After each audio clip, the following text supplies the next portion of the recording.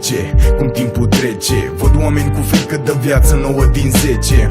Apa vieții începe să se sece. Fericirea bate la ușă, te anunță că vrea să plece. Ce faci când dezamăgirea vrea să te nece? Când vrei să spui cuiva ce simți și nu te înțelege.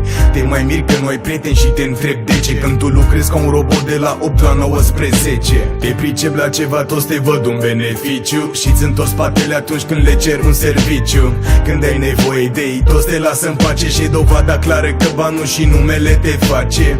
Unde suntem, dar stai, unde am fost și ce dracu mai contează dacă nimic nu are rost? Unde e inteligența ta când tu mor tot prost? Ați spus să ai parte de iubire, dar și de aia e contra cost. Viața trece, mă lasă rece. De-aia momente când mă bucur de ea cât 10. Nu mă pot judeca, asta-i felul meu de a fi și n-am altă replică la situație decât să la vii.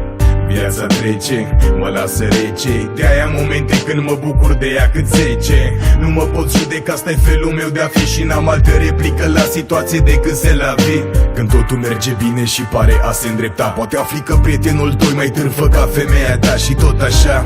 Situația poate continua când viața ți-o bate în cuie, nimeni nu o poate schimba. La ce prostii văd în jur, tot se cred un fel de Rocky și creierul îmi spune că îmi urăște ochii. Alergi de parcă trebuie să-l prinzi pe mobilii. Niștea și pacea o găsești doar pe fundul gropii. Timpul trece, cum zicea Palero odată. Ceea ce nu trăim la timp, nu mai trăim niciodată. Învață să te bucuri de o mamă și un tată, că e singurul cadou scump ce l-ai primit vreodată. Ești cu gașca în oraș, te sună măta disperată. Nu-i respingi apelul de șmecher că poate e ultima dată. Viața e ca o furtună, te surprinde dintr-o dată. Hai dansează-n ploaie, coaie, pentru prima dată.